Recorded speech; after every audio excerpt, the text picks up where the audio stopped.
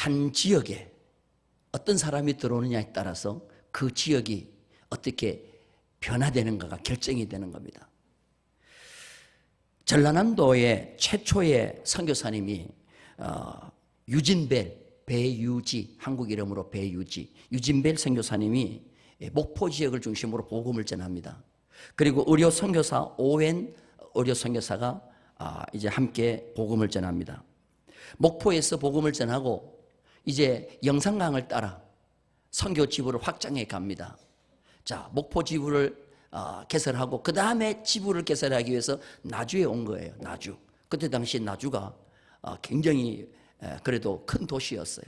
나주에 오니까 나주 양반들과 유림들이 발도 못 붙이게 하는 거예요. 그래서 사정을 했습니다. 서양 문물이 들어오고 예수를 믿고 하면 이 지역이 복을 받으니까 절대로 우리 말을 듣고 우리를 받아달라 그러는데 이 나주 양반들이 고집이 세가지고 그냥 배척하는 거예요. 그래서 거기서 도저히 선교 지부를 세우지 못하고 어디로 올라오냐면 광주로 올라오는 거예요. 근데 광주에 올라오니까 광주 사람들이 다른 거예요. 광주 사람들은 이들을 환영하는 겁니다. 특히 환영한 사람이 누구냐면은 못 사는 사람들. 광주 서문 밖에 양림동이라고 하는, 그때 되는 이 양림동이 굉장히 좀 떨어진 도시라고 합니다. 광주에서. 그래서 비가 오면은 앞에 내가 흐르면은 광주와 분리될 정도로 떨어진 그 양림동에 있는 사람들이 이 선교사님들을 적극적으로 환영하는 거예요. 우리는 당신들을 기다렸습니다. 어서 오세요. 그래서 이 선교사님들이 그 광주 양림동에 가서 이제 터를 잡은 거예요. 선교본부를 설치하고. 그리고 그 양림동 일대는 버려진 땅이에요. 애들이 죽으면 갖다가 묻는 어린아이 공동묘지가 있는 그런 버려진 곳인데, 거기에 이 배유진 선교사님이 선교본부를 설치하고 거기에 선교사 사택을 짓고 학교를 짓고 그 다음에 병원을 세운 겁니다. 그때 거기서 세운 학교가 그 여학교잖아요. 여학교를 세우고 그 다음에 제중은 수피아 여학교 이렇게 세워서 이제 광주가 발전되는데, 최초로 선교사님들이 와가지고 광주에서 터를 잡고 번성한 것이 바로 광주 양림동이에요. 저희들이 그 국내 선교지 방문하기 위해서 한번 가보니까 그 옛날 100년 전에 그 지었던 그 선교사님들의 집이 그대로 유지되고 있는데 얼마나 정말 은혜가 되는지 몰라요. 광주가 그렇게 돼서, 나주가 확실히 발전된 도시였지만 나주는 선교사님들을 배척했고 광주는 환영하다 보니까 광주가 발전해서 드디어 전라도의 최고의 도시가 광주가 된 것이에요. 근데 지금 나주에 있는 어른들이 얼마나 후회를 하는지 모른다고 그래요. 그때 선교사님들을 받아줄 걸. 왜 우리가 배척했을까? 그 후손들이 얼마나 선조들을 지금 못마땅하게 생각하는지 모른다는 거예요. 한 지역에 누가 들어오냐에 따라서 그 지역이 엄청나게 바뀌어지는 거예요. 이사야 선지자는 이사야 51장에 보니까 장차 예수 그리스도가 이 땅에 오면 이 세상이 엄청나게 변화가 되는데, 사막이 에덴같이 변하고 광야가 여호와의 동산같이 변한다고 그렇게 말씀하고 있습니다. 자, 우리 성경 한번 보겠습니다. 이사야 51장 3절 말씀입니다. 다 같이 읽겠습니다. 나 여호와가 시온의 모든 황폐한 곳들을 위로하여 그 사막을 에덴 같게, 그 광야를 여호와의 동산 같게 하신다 그랬어요. 그 가운데 기뻐함과 즐거워함과 감사함과 창화하는 소리가 있다 그랬어요. 하나님이 장차 메시아를 이 땅에 보내주시면 그 메시아가 이 땅에 오면 황폐한 곳이, 사막과 같은 곳이 에덴같이 되고 광야가 여호와의 동산같이 되고, 그 땅에는 기뻐함과 즐거워함과 감사함과 창화하는 소리가 넘쳐난다는 거예요. 저는 예수 그리스도가 이 땅에 오셔서 이런 삶을 가는 곳마다 펼쳐진 줄로 믿습니다. 그래서 예수를 믿고 하나님을 믿는 사람들은 어디를 가든지 삶의 질을 영육간에 이렇게 놀라운 변화되는 좋은 곳으로 바꾸는 힘이 우리에게 있는 줄로 믿습니다. 그래서 하나님의 사람이 가는 곳마다는요, 예수 그리스도의 복음이 가는 곳마다는 놀라운 변화의 역사가 일어나는 거예요. 축복된 역사가 일어나는 거예요. 광야가 여호와의 동산 같고 사막이 에덴같이 되는 역사가 일어날 줄로 믿습니다. 애굽의 총리가 된 요셉을 보세요. 요셉이 애굽의 종으로 팔려갑니다. 그때 보디발이 이 요셉을 자기 집에 종으로 데려옵니다. 그런데 요셉이 보디발이 집에 가면서부터 집에 놀라운 변화가 일어나기 시작합니다. 이스마엘 사람에게서 종 한 명 샀는데 종 한 명 요셉이 보디발의 가정에 들어가면서 그 보디발의 가정이 하나님께 복을 받는데 보디발이 느끼는 거예요. 우리 가정에 이 요셉이 들어오면서부터 종 한 명이 들어오면서부터 보디발의 가정이 형통하게 되고 복된 역사가 펼쳐지는 거예요. 이건 보디발이 느끼고 체험한 거예요. 자, 우리 성경 한번 보겠습니다. 창세기 39장 3절 말씀입니다. 다 같이 읽겠습니다. 자, 여호와께서 그와 함께 하시면 그의 범사에 뭘 봤어요? 형통케 하심을 보았다는 거예요. 형통케 한다는 말이 뭐냐 하면 손이 가는 곳마다 손으로 잡는 것마다 잘 되었다는 말이에요. 일이 술술 잘 풀렸다는 말이에요. 요셉이 보디발의 가정에 가는 그날부터 요셉의 보디발의 가정의 일이 요셉이 잡는 것마다 일이 술술 풀렸다는 거예요. 그러니까 보디발은 현명한 사람이에요. 아, 요셉은 우리 집에 종으로 있을 사람이 아니라는 거예요. 그래서 하루아침에 이 요셉에게 가정 총무를 삼아서 그에게 모든 일을 위탁하는 거예요. 이 참 보디발이 현명한 사람이에요. 요셉이 가정의 모든 것을 위탁받는 그 순간부터 여호와께서 보디발의 가정에 모든 일에 복을 주셔서 넘치게 하셨다고 성경은 기록해 주고 있습니다.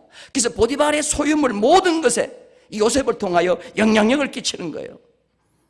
요셉은 장차 오실 예수 그리스도를 예표하고 있는 줄로 믿습니다. 우리는 보디발처럼 영적 지혜가 있어야 합니다. 예수 그리스도가 요셉처럼 우리 가정에 오면 그 예수 그리스도에게 우리의 가정의 모든 일을 맡기는 거예요. 그러면 내 가정에 오신 예수 그리스도가 내 가정의 모든 일을 위탁받는 그 순간부터 예수 그리스도로 말미암아 보디발의 가정이 요셉 때문에 복을 받은 것처럼 여러분들의 가정에도 이런 놀라운 변화의 역사, 축복의 역사, 형통하게 되는 역사가 일어날 줄로 믿습니다. 믿으시면 아멘. 그렇게 요셉 한 사람이 종으로 들어왔는데 보디발의 가정은 삶의 질이 달라진 거예요. 여러분, 예수 그리스도가 우리 가정에 들어오면 우리 모든 가정에 삶의 질이 달라질 줄로 믿습니다. 그래서 오늘 말씀의 제목이 뭐냐 하면은 내 가정에 큰 기쁨이 넘치게 하라는 거예요. 따라서 합시다. 내 가정에 큰 기쁨이 넘치게 하라. 그것은 요셉이 보디발의 가정에 간 것처럼 예수 그리스도가 우리 가정에 오면 이런 역사가 일어날 줄로 믿습니다. 대신방이 뭡니까? 대신방. 저는 목회를 하면서 대신방의 중요성을 얼마나 느낀지 몰라요. 대신방? 여러분, 목회자가 기도하고 하나님의 말씀을 가지고 또한 영적 지도자들이 함께 여러분의 가정에 가서 예배를 드리는 거 절대로 가볍게 보지 마세요. 절대로 우습게 보지 마세요. 예수 그리스도의 복음과 말씀을 가지고 여러분의 가정에 갈 때 요셉이 보디발의 가정과 같이 가는 그런 놀라운 역사가 일어날 줄로 믿습니다. 저는 목회를 하면서 너무너무 느꼈어요. 그래서 내 목회가 끝나는까지 나는 대신방을 꼭 간다는 거예요. 오늘날 대신방 안 하는 교회들이 많아요. 또 성도들이 또 부담감 느낀다고. 절대로 부담감 느낄 필요 없어요. 절대로 이런 부담감 느끼지 마세요. 그러나 여러분들, 여러분의 가정이 진정 여러분의 가정에 큰 기쁨이 넘치기를 원한다고 하면 믿음으로 대신방을 받기를 주님의 이름으로 축원합니다. 믿으시면 아멘. 신방은 사람이 가는 것이 아닙니다. 예수 그리스도의 영과 함께 가는 것입니다. 믿으시면 아멘. 절대로 사람이 가는 게 아니에요. 예수 그리스도의 영과 하나님의 말씀을 가지고 기도하면서 여러분의 가정에 가는 거예요. 구약의 가장 위대한 선지자가 누굽니까? 엘리사입니다. 엘리사는 자기 스승이 하늘로 승천하는 것을 유일하게 지켜본 자예요. 엘리사가 스승한테 그렇게 합니다. 스승님, 가시기 전에 나에게 당신이 가지고 있는 영감을 갑절이나 달라고 그래요. 따라서 갑절이나 주세요. 이건 뭐냐? 갑절은 장자의 복입니다. 장자. 장자는 아버지의 재산에, 다른 형제의 재산에 갑절을 받는 거예요. 여러분, 그때 엘리야 시절에 선지자가 한두 명이 아니에요. 제자가 한두 명이 아니에요. 수백 명이 됐어요. 베델에도 있고 여리고에도 있고. 수많은 제자들은 엘리야가 하늘로 불병거 타고 올라갈 줄 못 믿었어요. 안 믿었어요. 그런데 엘리사는 그걸 믿는 거예요. 하나님의 능력이 함께하면 충분히 이 내 스승 엘리야를 하늘로 불병거를 타고 성천시켰을 줄 믿는 거예요. 그러니까 가는 곳마다 동기 선지 제자들이 엘리사를 보고 그러는 거예요. 당신의 하나님이 당신의 선생님을 하늘 위로 오늘 올릴 줄로 믿습니까? 그러니까 엘리사는 그래요. 잠잠하라, 나는 믿는다. 잠잠하라, 나는 믿는다. 여러분, 이 믿음이 얼마나 좋은 믿음이에요. 끝까지 따라가서 드디어 엘리야가 하늘로 번개를 타고 올라가는 것을 유일하게 엘리사가 목격합니다. 그때 엘리야가 자기의 겉옷을 벗겨서 던지죠. 그 두루마기를 딱 취하는 순간에 엘리야의 영감이 엘리사에게 갑절이나 임한 줄로 믿습니다. 그런데 엘리사가 어디를 온지 아세요? 베델이라는 동네에 오니까, 베델에 오니까 아이들이 뭐라고 하느냐? 엘리사가 오니까 대머리여 대머리여, 올라가라 올라가라 그러는 거예요. 따라서 대머리여 대머리여, 올라가라 올라가라. 이게 믿음 없는 사람들이 엘리야가 하늘로 올라간다고 그럴 때 믿음 없는 어른들이 그냥 놀리면서 한 소리예요. 아, 이거 택도 없는 소리 하고 있다고. 어떻게 사람이 하늘로 그냥 올라가? 대머리에 올라가라, 대머리에 올라가라. 그렇게 놀렸다는 거예요. 그걸 애들이 듣고 무심결에 엘리사가 오니까 대머리에 올라가라, 대머리에 올라가라 그런 거예요. 그러니까 숯불에서 뭐가 나왔어요? 앙콤 2마리가 나와가지고 42명의 어린아이를 찢어 죽인 거예요. 근데 여리고를 오니까 다른 거예요. 여리고에 오니까 여리고의 사람들이 영적 총명이 있어요. 때문에 영적 눈이 띄어가지고 칭호를 받고 호칭을 바꿔요. 엘리사가 지난번에 볼 때는 당신 그랬는데, 영감을 갑절이나 바꿨다고 하니까 당신 그러지 않아요. 따라서 합시다. 주인. 당신이 높은 말이요, 주인이 높은 말이요. 주인이 높은 말이죠. 주인께서 아시다시피 우리 여리고는 땅은 위치는 좋은데 물이 안 좋아서 열매가 끼한데 다 떨어지는데 이 물을 고쳐달라는 거예요. 따라서 합시다. 물을 고쳐주세요. 여러분, 엘리사 물 고칠 수 있어요, 없어요? 스승에게 갑자기 영감을 받았는데, 그러더니 소금을 가져오라는 거예요. 소금을 가져왔더니 소금을 물에다 딱 뿌렸더니 그 물이 어떻게 됐어요? 그냥 좋은 물로 바꾸어진 거예요. 그래서 열매가 끼한데 떨어지지 않는 거예요. 자, 우리 성경 한번 보십시다. 열왕기하 2장 21절입니다. 다 같이 읽겠습니다. 시작. 엘리사가 물 근원으로 나아가서 소금을 그 가운데 던지며 이르되, 여호와의 말씀이 내가 이 물을 고쳤으니 이로부터 다시는 죽음이나 열매 맺지 못함이 없을지니라 하셨느니라 하니. 자, 여기 보세요. 물을 고쳤어요, 안 고쳤어요? 물을 그대로 고친 거예요. 그 물이 엘리사가 한 말과 같이 고쳐져서 오늘의 일을 얻더라 그랬어요. 할렐루야. 성기순례 할 때 여리고에 가봤거든요. 그 엘리사가 고친 우물을 한번 봤거든요. 물이 팍 한번 솟아나는데 그 물이 흘러가는데요, 평야가 푸른 옥토가 되어 있어요. 이게 누구 때문에 그러냐 이게요. 즐겁게 엘리사를 환영했던 여리고는 기름진 평야로 바뀌어진 반면에 그 엘리사를 놀렸던 베델에는 애 42명이 죽는 거예요. 왜? 적극적으로 환영한 곳에는 기적이 일어나는가 하면, 배척하고 그런 곳에는 왜 죽음이 임합니까?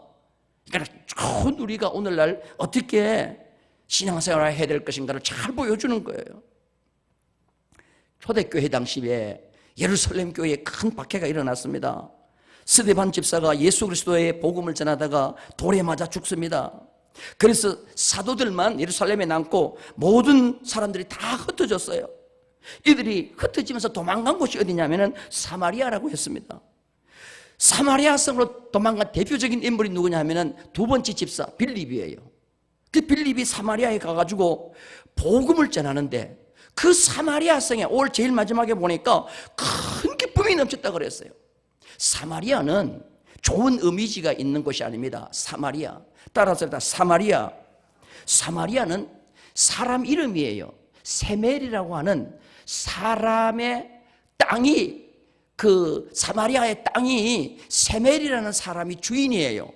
그 오므리 왕이 그 세멜이라는 사람에게서 은 2달란트를 주고 그 땅을 사가지고는 그 주인 이름을 붙여가지고 세멜, 사마리아 그랬어요. 따라서 사마리아.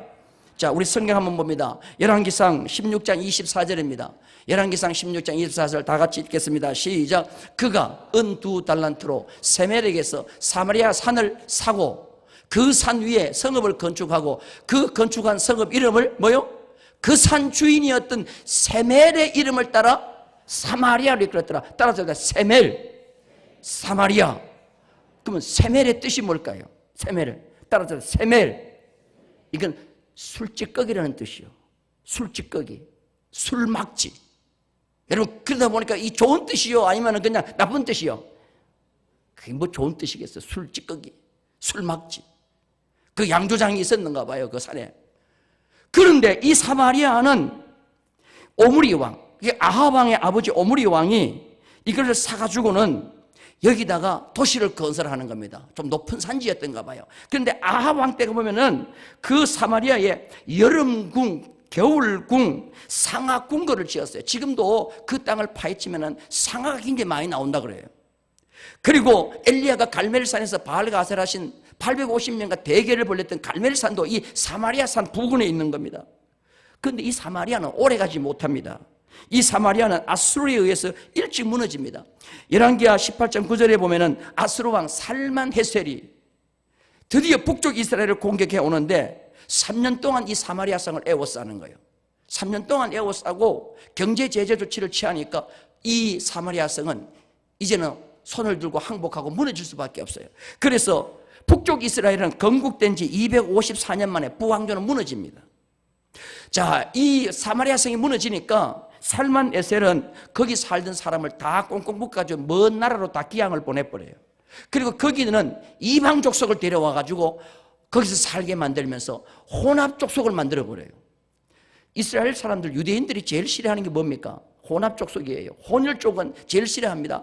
혼혈 쪽을 뭐처럼 생각하냐면 개처럼 취급하는 거예요. 그래서 이 아수르라는 나라는 이 사마리아의 혼혈 족속을 만들면서 보이지 않는 인간 혼혈 쪽으로 말미암아 보이지 않는 장벽, 인간 장벽을 만들어 놓은 거예요. 그러니까 유대인들은 그 사마리아에 있는 사람을 혼혈 쪽이라 해가지고 상종을 하지 않습니다. 그래서 모욕을 줄 때 사마리아 사람이라 그래요. 요한복음 8장 48절에 보면은 유대인들이 예수님을 모욕하기 위해서 예수도 사마리아 사람이라고 그렇게 얘기하는 거예요. 사마리아 사람이 지나가면 침을 뱉고 상종하지 않는 그 사마리아에 초대교회 박해가 일어나니까 빌립 집사가 거기로 도망을 가는 거예요. 그리고 거기서 뭐 하느냐? 복음을 전하는 거예요. 그런데 유대인이 상종하지 아니했던 이 사마리아가 빌립이 가서 복음을 전하면서 예수 그리스도를 받아들이는 순간부터 사마리아에 놀라운 변화가 일어나는데 그 사마리아에 사막이 변하여 에덴이 되고 광야가 변하여 여호와의 동산과 같이 되는 역사가 일어난 줄로 믿습니다. 그래서 오늘 말씀 제일 마지막 말씀에 그 성에, 사마리아 성에 뭐요? 큰 기쁨이 넘치더라는 거예요. 저는 대신방을 하면서 이번 대신방을 통하여 우리 모든 성도들의 가정에 사마리아 성에 일어났던 큰 기쁨이 똑같이 일어나기를 주님의 이름으로 축원합니다. 왜냐? 이게 바로 예수 그리스도가 가는 곳에, 예수 그리스도의 말씀이 가는 곳에 이런 역사가 일어나는 거예요. 이 세상을 바꿀 수 있는 것이 무엇이냐는 거예요.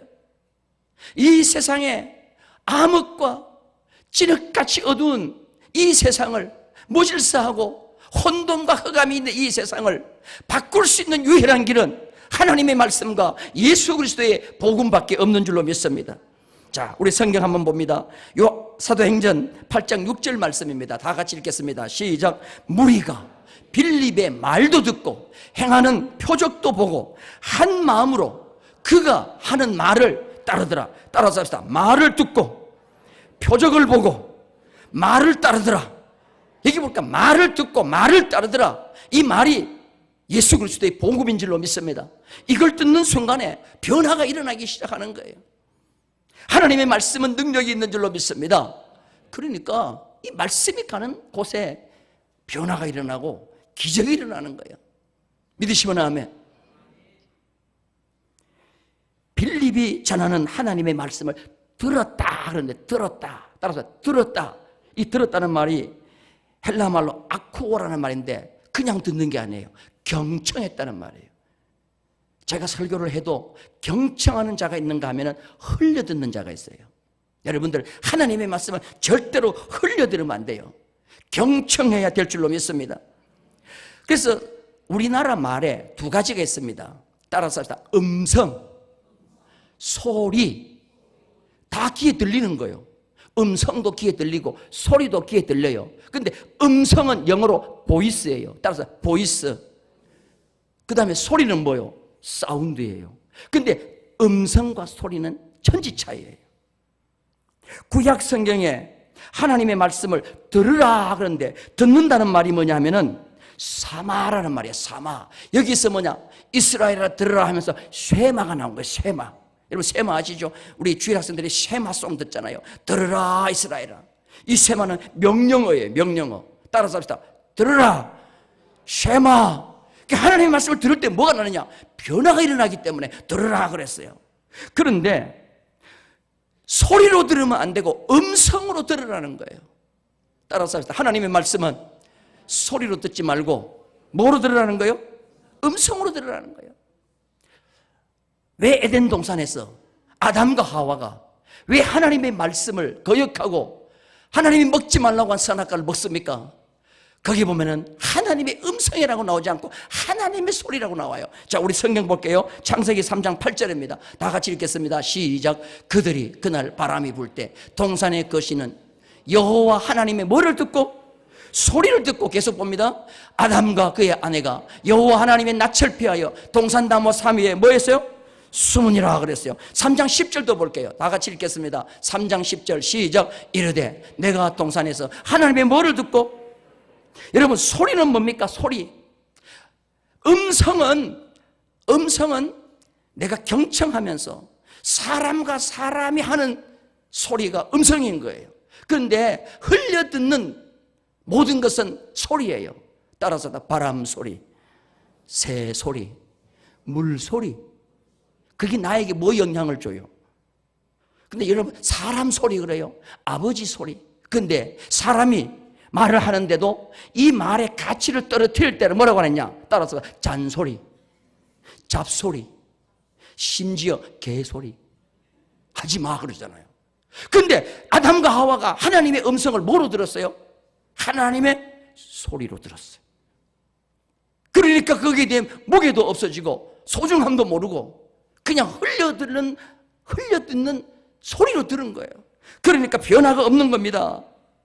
그런데 사마리아 성 사람들은 아쿠오 경청했다는 말이야. 하나님의 음성으로 들은 거예요. 빌립이 하나님의 말씀을 전하니까 하나님의 말씀으로 받아들인 거예요. 그랬더니 그곳에 큰 기쁨의 역사가 일어나는 겁니다. 기적은 하나님의 말씀을 사람의 소리로 듣는 것이 아니라 하나님의 음성으로 받을 때 기적의 역사가 일어날 줄로 믿습니다. 그랬더니 더러운 귀신들이 떠나고 중풍병이 낫는 역사가 일어났어요. 사도행전 8장 7절을 볼까요? 다 같이 읽겠습니다. 시작. 많은 사람에게 붙었던 더러운 귀신들이 크게 소리 지르며 뭐하고? 나가고 그 다음에 또 많은 여기 보면 더러운 귀신은 정신적인 질병의 대표적인 거예요. 정신적인 질병이 깨끗이 치료를 받았다는 거예요. 그 다음에 중풍병자는 뭡니까? 눈에 보이는 육체적인 질병이에요. 그 모든 중풍병자가 깨끗이 낫게 되었다는 거예요. 그러니까 정신적인 질병이 치료되고 육체적인 질병이 치료되고 하니까 그 성에 뭐가 있어요? 큰 기쁨이 넘치는 거예요. 나는 이번 대신방을 통하여 이런 역사가 우리 모든 성도들의 가정에 일어날 줄로 믿습니다. 할렐루야. 어느 구역인지 이 얘기는 못하겠는데요. 잡으라고 좀 빨리 잡으라고 그랬더니 금요일 날 그랬네. 내가 좀 바쁘네 했더니 아침 8시부터 잡았어. 내가 지금까지 대신방하면서 아침 8시부터 하기는 처음이요. 그런데 참 은혜롭대. 아침 시간부터 하니까 오전에 8집인가 7집인가를 했는데 이 통영 지역은 이 안전 문화가 있어가지고요. 이렇게 이렇게 의자 문화가 아니고 좀 쪼그리고 앉는 문화를 가지고 사실 하루에 10집, 9집, 8집 하면요 진짜 굉장히 힘들어요. 그런데 그래도 성도들의 가정에 이 신방을 통하여 얼마나 이 종은 은혜를 받는지 몰라요. 사랑하는 여러분 성도 여러분들, 이번 대신방을 통하여 여러분의 가정에 이런 놀라운 역사가 있기를 주님의 이름으로 축원합니다. 복음이 우리나라에 들어올 때 한양부터 들어온 게 아니고 평양부터 먼저 들어왔어요. 평양이 조선시대는 확실히 한양보다도 더 발전했어요. 그래서 대동강면을 타고 서양문물이 들어오기 시작합니다. 대동강을 따라 복음이 빨리 들어와서 북한에 소래교회가 세워지고 장대인교회가 세워지면서 평안도 항해도를 중심으로 평양이 북한이 확실히 잘 살았어요. 그런데 38선이 그어지면서 북한이 공산주의가 되고 남한이 민주주의가 되면서 북한의 교회 문을 닫기 시작하는 거예요. 그래서 6.25 전쟁이 일어납니다. 6.25 전쟁이 일어날 때 북한에 있는 모든 사람이 흩어지기 시작했어요. 신앙인들이. 그래서 피난 오면서 예수 믿는 사람들이 전부 어디로 왔느냐? 남한 쪽으로 온 거예요. 그랬더니 예루살렘의 빌립이 환난을 피하여 사마리아로 간 것처럼 이 불모지와 같은 이 남한 쪽에 저 북한의 믿음 좋은 무들이 내려오면서 복음이 남쪽으로 밀려오기 시작했어요. 여러분, 이 남쪽이 전쟁이 끝나고 불과 50년 만에 세계 강대국 열강과 어깨를 나란히 할 만큼 들어가게 된 이유가 뭐냐? 사마리아와 똑같은 변화가 일어난 거예요. 그래서 이 남한에 큰 기쁨이 넘치면서 경제가 발전하고, 여러분, 세계 정상회담을 G20 세계 정상회담을 이 한국에서 열게 됐지 않았습니까? 이거는 사마리아의 큰 기쁨이 우리 대한민국에도 오게 된 것입니다. 그래서 여러분들, 예수 그리스도의 복음과 하나님의 말씀이 가는 곳마다는 그 성에, 그 가정에 놀라운 큰 기쁨이 일어난다는 것을 우리는 확실하게 믿어야 될 줄로 믿습니다. 저는 교회를 개척하고 얼마 되지 않아서 영적으로 많은 것들을 체험했어요. 88년도 세계 24회 올림픽이 열릴 때 나는 잊어버릴 수가 없어. 올림픽 때 막 금메달 땄다고 좋아할 때 저는 개척을 해가지고 방도 없이 그냥 조그마한 홀 하나 얻어갖고 개척을 하면서 방이 없어. 방이 강대상 조그마한 거 꾸미고 안방 꾸미고 서재실 꾸미니까 안방에 한 2평 정도 되는 방에 내가 들어가면 누울 데가 없어요. 나는 항상 쫓겨나가지고 강대상에서 자고 애들 둘 데리고 집사람은 그냥 거기서 자고 예배 드리면은 아무도 안 와. 그러니까 가족끼리 모여서 가족 예배를 많이 드렸어. 한참 예배 드려다 보면 큰애가 그래요. 아빠 내려와. 혼자 거기서 뭐해? 내려와. 제가 때가 많았어요. 그 88년도 개척하고 2년이 지났습니다. 그런데 하나님께서 복을 주셔가지고 이제 막 주위에 지역도 변하고 해서 이제 교인들이 오는데 전도를 나갔어요. 하루는 전도를 나가지고 아파트 문을 띵똥띵똥 하고 눌리니까 젊은 섹시가 하나 나와요. 예, 여기 교회 목사입니다. 교회 좀 나오시죠. 그랬더니 이분이 그래요. 네 목사님, 저는 못 가도 우리 애는 보내줄게요. 그래요. 와, 그 소리를 듣는 순간에요, 이 막혔던 것이 뻥 떨어지는 것 같아요. 애 보내준다는 소리도요, 얼마나 좋은지 몰라. 그래서 아이고, 예, 주일날 꼭 보내주세요. 근데 저는 좀 이렇게 눈치가 좀 있어가지고 애 보낸다는 거 보니까 이분이 분명히 옛날에 교회를 다녔던 분 같아. 그래서 그 뒤에 한번 물었어요. 애는 보내주고 왜 당신은 안 오냐 그랬더니 사실 자기는 권사딸이래. 권사딸. 근데 시집을 잘못 갔대요. 신랑을 만났는데 손을 딱 잡고 보니까 보살 아들이더래. 그래서 권사딸과 보살 아들이 결혼을 한 거예요. 근데 결혼 조건이 뭐냐? 교회 안 나가는 거라는 거예요. 내가 막말아 그랬어요. 얼마나 그 남자가 좋으면 교회 안 나가고 예수님 뒤로 하고 그 남자 따라 시집을 갔냐고 그랬더니 하여튼 내가 그때 콩깍지가 씌어가지고 그렇대. 신랑이 생기긴 조금 잘생겼더라고 보니까. 그런데요, 두 번째 딸이 태어났어요. 그 두 번째 딸이 태어나자마자 애가 아프기 시작하는 거예요. 그래서 서울에 그때 유명한 그 서울역 뒤에 소아아동병원이라고 있었어요. 그 병원에 애가 가 있어요. 그러니까 이 권사 딸이 급하니까 저한테 전화를 해가지고 목사님 신방 좀 와주세요. 그래서 서울 소아아동병원에 갔어요. 병원에 가니까 애가 없어. 그래 애가 어디 있어요? 그런데 애가 여기 있다면서 이불을 들신다 보니까 애가 아니야. 원숭이 새끼 같은데 요만해. 근데 뭐 안수 기도를 하려고 보니까 짚을 데가 없어. 온 몸에 주사기를 꽂아놔가지고 그리고 눈만 뜨고 해 하는데 이거 아이고 걱정이 되더라고.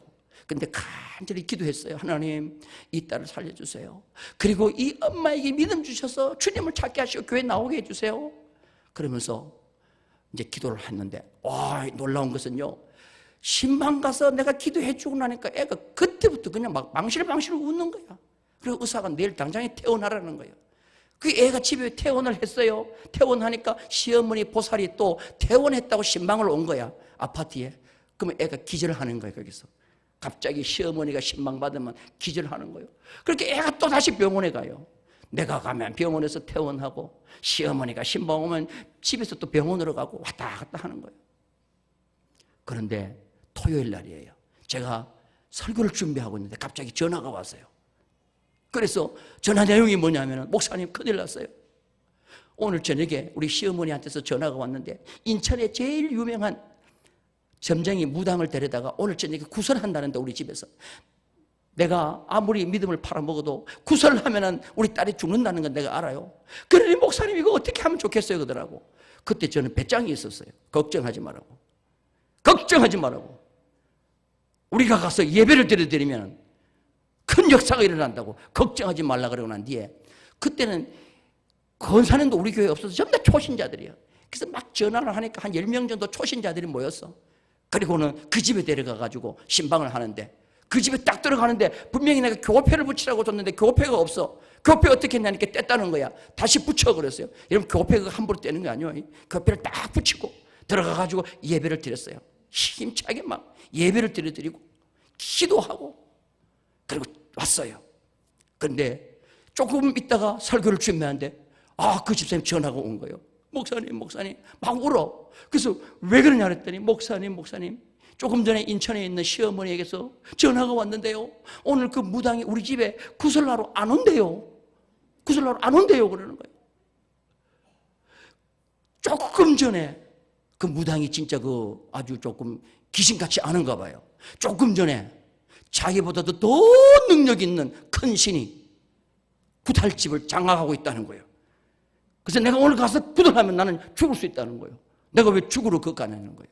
그러면서 시어머니가 그러더라는 거예요. 얘야 조금 전에 너희 집에 도대체 뭐 했냐고 묻더래. 그래서 어머니 내가 권사님 딸이잖아요. 그래서 하도 답답해가지고 목사님께 말씀드렸더니 목사님이 교인들 데려와가지고 예배드리고 간 것밖에 없어요. 여러분 그 예배 한 분이 인천의 최고 유명한 무당을 물리친 줄로 믿습니다. 그리고 난 뒤에 그 애가요 빵실빵실하게 커가지고요 며칠 전에 카톡이 왔어요. 그 살려준 딸이 지금 시집을 가지고 첫 번째 애를 낳는다고 연락이 왔어. 할렐루야. 이렇게 얘기하면 잘 안 믿어가지고 내가 막 간증을 시켰다는 게 교인들한테. 믿으시면 아멘. 저는 이런 역사를 체험했습니다. 따라서 합시다. 복음은 하나님의 말씀은 예수의 영은 가는 곳마다 기쁨의 역사를 일으킨다. 믿으시면 아멘. 이번 대신방을 통하여 우리 모든 성도들의 가정에 이런 역사가 있기를 주님의 이름으로 축원합니다.